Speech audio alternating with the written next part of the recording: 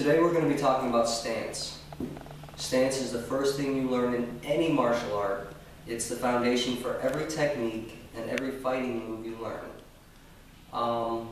In tengoku no do, we try to keep a stance that is as close to the natural stance as possible. This stance allows us to move freely without being restricted by having one leg in front of the other or one leg too far back. It allows for quick kicking, quick shifting, quick realignment or repositioning to deal with any oncoming technique or to place anyone in any technique. Right now I'm going to demonstrate it for you. Right now I'm in my natural stance. This is our tengoku no do stance. All I'm going to do is shift my heels out slightly to where my feet are about shoulder width apart. I'm going to turn my toes inward just slightly. Looks like I'm kind of skiing, like I'm in a ski stance and I'm getting ready to stop. And I'm going to drop my knees just a little bit, keep a nice comfortable bend in them, and I'm going to rest my back on my hips. That way, instead of standing straight up, I'm at a slight angle. Let me show you from the side.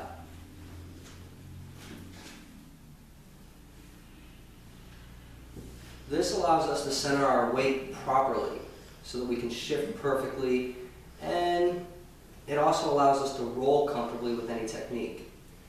Some of the reasons we use this stance, and I'm going to bring my training partner Naaman, great student, very skilled martial artist himself, to show you. If he tries to kick my back leg for a sweep,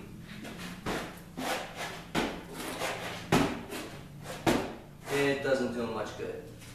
Now, because we train in that position, we don't usually fight in that position. It's very impractical, yes. Now, he's going to kick this leg because he just hurt this one. He's going to kick this leg while I'm standing in a natural stance.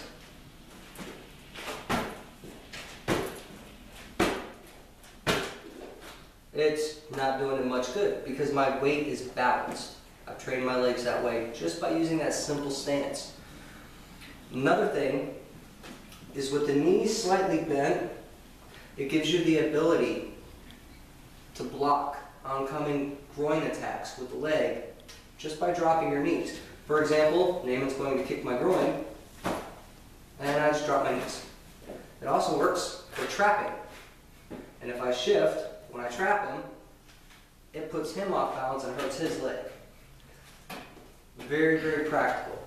Now, for example, one of the things I was talking about being able to shift properly when you're in combat is if I have a really wide stance like this and he goes to sweep this leg, I have to work a lot harder to get that leg up.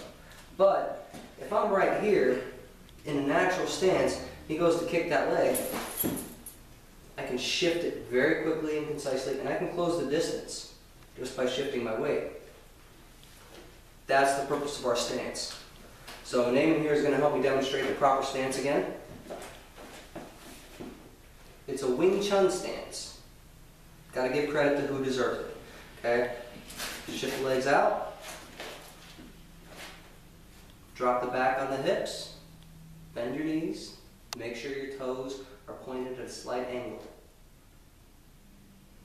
That's it.